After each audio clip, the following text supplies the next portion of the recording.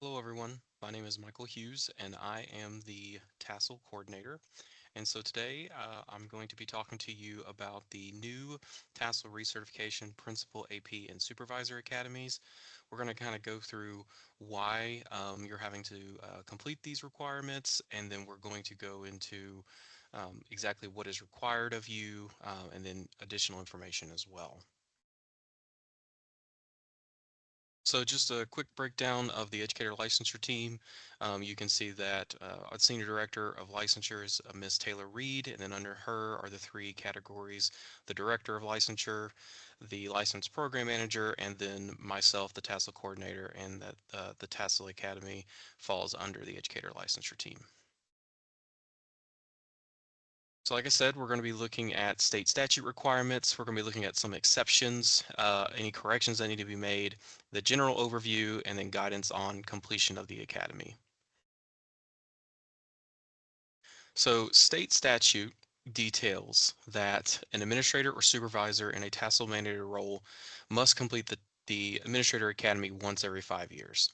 And so if you had completed any principal academy that was equivalent to this, such as GASL, or if you had completed a professional learning plan through the university partnership pathway, those are all considered equivalents to the initial academy, which then allowed you to enroll in the Recertification Academy.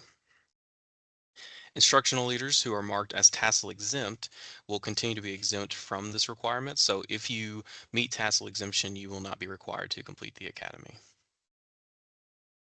And so to go along with that, the exceptions. So administrators who fall into one of the categories below are not required to complete the academy. Those who meet TASL exemption. In case you are unaware, TASL exemption is when you have 15 plus years of experience in a TASL mandated role. It does not count out of state experience. So it does have to be in-state experience, as those are TASL mandated roles. You can qualify for TASL exemption. In order to have this reflected on your T-Encompass account, you will actually have to go into your T-Encompass account, go to your TASL tab. There will be a button towards the bottom that will say request exemption. You will need to sign off on it, and your district will need to sign off on it as well. But again, you should only submit that if you have 15 years of experience in a TASL mandated role. And so the picture you have on here is kind of what I have to go through when I'm reviewing this information. I have to look at what is recorded in T-Encompass. And so obviously, if it says principal or assistant principal or instructional supervisor, that is all experience that would qualify. If you think you have experience that would qualify, but it's not listed that way in your T-Encompass account, you'll need to reach out to your district, and then they will work with me in verifying this information. So if that is the case, that's the avenues in which you will deal with that situation. But just so you know, if you meet the marker and you submit the request, it will be processed and approved. The other group of individuals that will not need to complete a TASL Academy currently is those who hold an ILA, which obviously, since this is dealing with the recertification pathway, I would assume none of you actually hold the ILA. You either have the ILL or the ILLP. But if you do fit into one of those categories, like I said, you can reach out to your district and they can kind of help walk through the situation with you, or you can reach out to the TASL inbox and then see about getting yourself removed from the email list. So corrections, if you're an administrator or supervisor who has never completed an initial academy previously, then you shouldn't actually be in the recertification pathway. It's only for those who have completed an academy previously, whether it's TASL Academy or GASL, or an academy in previously that was approved, or the university partnership pathway. Those are eligible for recertification options if you've done those in the past. If you need to sign up for a different academy, please reach out to the TASL inbox for more information. We'll make sure to get you enrolled in the appropriate academy.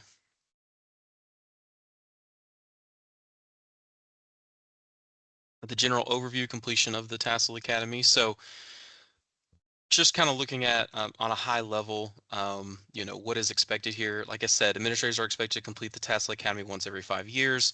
And upon completion of the Recertification Academy, you will receive a TASL completion banner on your TASL tab in your TN Compass account. It'll look similar to the one that you see pictured here. The only difference is obviously it's not going to say Principal and AP Academy completers.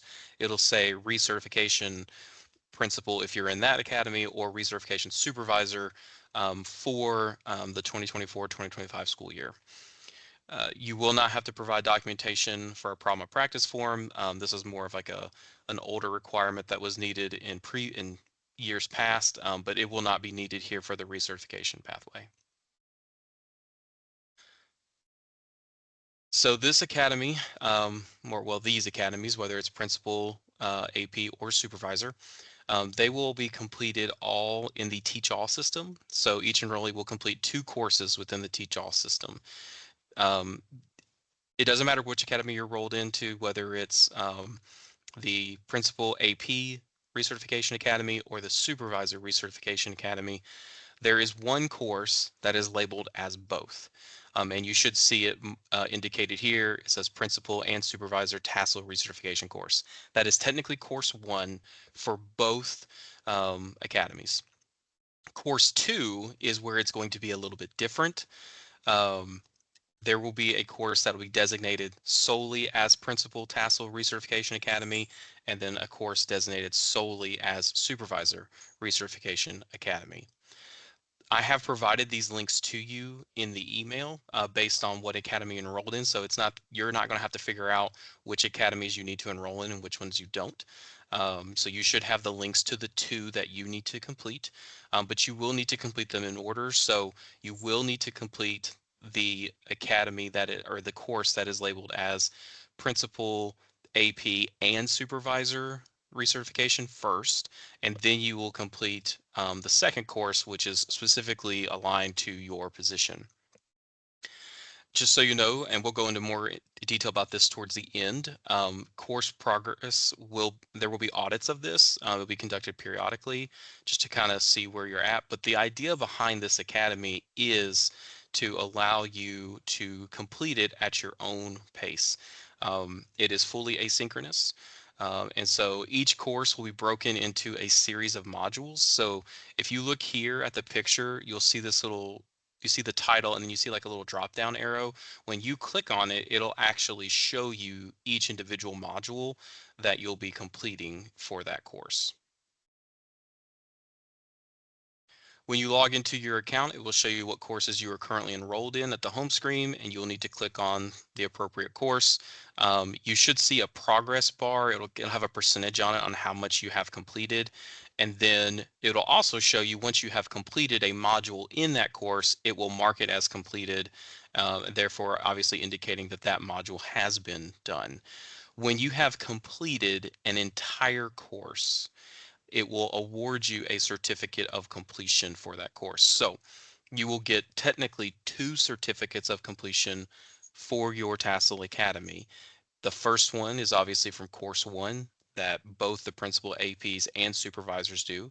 And then the second certificate will be awarded to that specific academy, whether it's principal or supervisor. It will detail the number of TASL hours that those courses were worth, but just so you know, you're not going to have to necessarily submit like you would TASL credit request to your district. This is going to be done the same way as it has been in the past with the TASL Academies, and that is the credits will be awarded to you all at once at the end by me. And so I will make sure that as long as you have everything done and you have the certificates of completion uploaded into your TN Compass account, right now, where you will need to upload those certificates is in the attachment section of your TN Compass account under your licensure tab. So you need to make sure that's where you upload it. But if you have both of those in there, and then obviously there will be a form that I'll have you fill out once you've completed everything.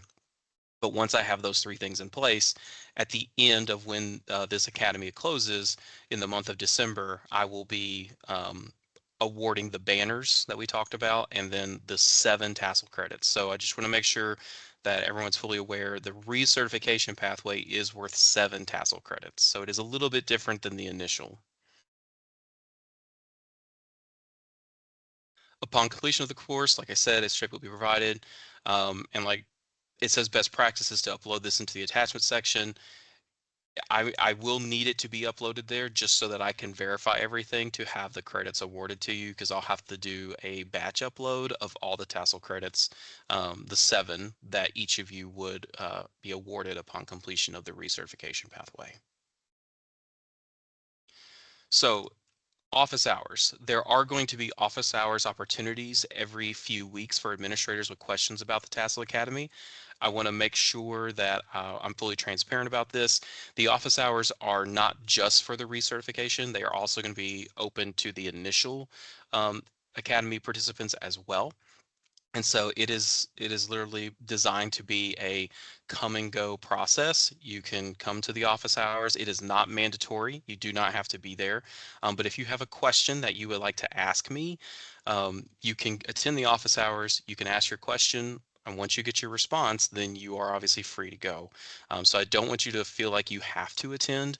Also, you can, if it's a question that you have and you'd rather ask it through email, you can always email the TASL inbox, because the truth is I will be the one that oversees the inbox and reviews all that information. And so you can rest assured knowing that if you send something to the TASL inbox, it will actually be reviewed over and answered by me. So that's just a faster line of communication so that you don't have to wait for the office hours, or if you're unable to attend, even though you wanted to, because of obviously the many responsibilities that you have, that's not going to be an issue. You can just send it to the TASL inbox as an email, and we can get it taken care of. But the office hours, they are going to be designed. They're going to have specific dates and times, and it is going to depend on your core region. So it is important to know which one is your core region. Like I said, they're not mandatory. It's just a resource for you to have to attend if you have any questions. And like I said previously, you do not have to stay for the entire session. You can just ask your question. Once it gets answered, then you are obviously free to go. And so what you see on the screen here is the list of all of the office hours times. The office hours are going to be done by Grand region as a whole. So I know originally I said core, but it's really all the core regions in East Tennessee have this designated time. All the core regions in Middle Tennessee have this designated time, and all the core regions in West Tennessee have those designated times. It is important to be fully aware of the time zone. We did indicate those on here just so that you would have that information to be as obviously to make sure there's no issues with time zone concerns. So you'll notice if it says ET, obviously it's Eastern time. If it's CT, Central time. So Academy completions. So, the recertification academies will run from September 9th to December 13th. So you will have the next, basically the fall semester to complete all of your requirements in the recertification pathways, whether it's principal and AP recertification or supervisor recertification. Participants are expected to complete every module for each course and the associated task with it. It is going to it is going to require you to fill everything out in order to be able to submit a module for completion. It will not let you submit the module for completion unless you have completed all the requirements in that module. At the conclusion of the course, like I said, a TASL banner will be awarded, and then you will receive your 7 TASL credits. There is something that I do want to make you aware of and make note of. There are some important changes. So the videos that are in these trainings were recorded in 2020 with the IPG specialists, which is really what the TASL recertification academies are going to be centered around. It's going to be centered around the ELA IPG. And so obviously during that time, the first thing is that there was the usage of virtual and in-person classrooms. I want you to know that everything you're going to be looking at is really tied to an in-person setting. The virtual portions have been removed. The second thing is in each of the modules, it will have a guided journal for you to do. And The truth is, I have given you a copy of the guided journal as an attachment for you to, download and print off, which you will need to do it for the actual IPG itself, so that when you use the IPG in evaluating the classes and the high quality instructional material that's going on in your English classes, or in any course for that matter. The truth is, you're going to have to make sure that you have that available so that you can write everything down. But everything that you do is going to be put in the Teach All system. So you'll actually type in the answers into the system itself. But one of the main things I want to make you aware of is that in the guided journal, you'll notice that it'll say that it wants, there's a pre-work almost for every module, and it will want you to either do 3 or 5 um, observations with the IPG before actually doing the module. I'm here to tell you that we're fully aware of the time constraints that you may have. And so instead of doing 3 or 5, you will only need to do 1. You will only have to do 1 IPG pre-work observation, and then you will bring that with you when you're actually doing the module itself. So we were very cognizant of your time, and we know the roles and responsibilities you have within your buildings and districts, and so we wanted to try to help in that area where we could. So you will only have to do 1. So if it says 3 or 5, you can ignore that. For the pre-work sections, you will only need to do 1 IPG evaluation for the pre-work. Now, in the actual coursework itself that's not labeled pre-work, it may have you watch 1, 2 or 3 videos. You will have to do each of those. But in terms of like the actual usage of the IPG in your buildings and your districts, you will only have to do 1. And so specifically to district supervisors, it may say that you need to do 1 in at least 2 different buildings. You will not have to worry about that. You just, once again, you will just need to do 1 observation as the pre-work for each module. And so course audits. The audits will be conducted every few weeks to monitor enrollee progress in the Recertification Academy. To be in good standing, participants should complete sections by the following dates. And so I want to make sure I'm very clear on this. These are not hardline dates, because this is actually built to be asynchronous. But what this is I am going to be doing an audit every few weeks to make sure everybody's on pace to complete the academy by the time that completion needs to be done.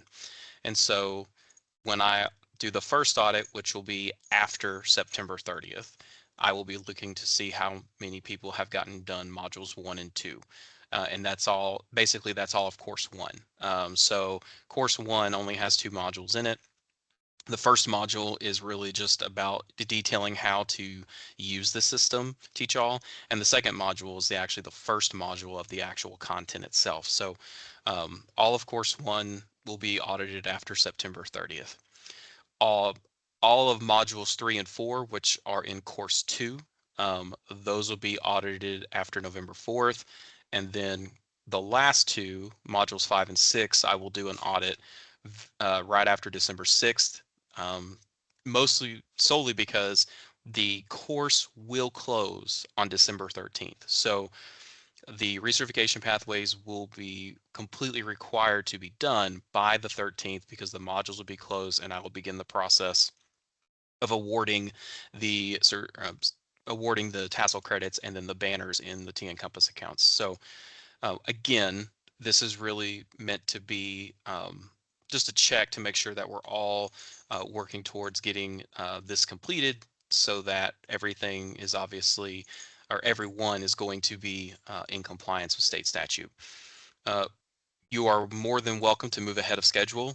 Do not think that once you get module 1 and 2 done that you have to wait till after September 30th to do modules 3 and 4. All of the courses will be open to you. All the modules will be open to you all at the same time for the entire length of the academy, starting September 9th all the way through December 13th. And districts, they will receive a report of the audit so they can review administrators' progress of the academy. So I'm going to keep a total record of where everybody's at. And then if the district wishes to know how everybody's doing, I will be able to provide that information to them. It'll be a very simple, was it completed in that time frame? Yes or no. And then obviously it doesn't indicate that you're not going to get it done. And like I said, these aren't hardline dates because you technically do have till December 13th to get everything done in the recertification pathway. But I do want to make you aware of this because this is how I can keep track of the data of how everybody's working through the modules. All right, and so if you ever have any questions about the TASL Recertification Academy, like I said, you can always reach out to the TASL inbox, which you see there, tassel.information@tn.gov. Like I said, it will be you'll be getting a response from me because I'll be the one overseeing it. And so just know that you don't have to wait to the office hours to ask a question. You can simply send it to me in an email through the TASL inbox, and you will receive a response as quickly as I can get to it. So I try to respond back to emails within a 48-hour turnaround. If it's going to take me longer than that, I'll usually email you to let you know it's going to take me longer than that. But that's my typical goal, is to try to answer an email response in 48 hours business days. So I wouldn't include the weekends there. And so last but not least, I would like to say thank you. I am very appreciative of all the hard work that you guys do each and every single day. Um, you are truly some of the best. And we really, from the bottom of my heart and from the department, we really appreciate all the hard work that you pour into your students and your teachers on a daily basis. Thank you.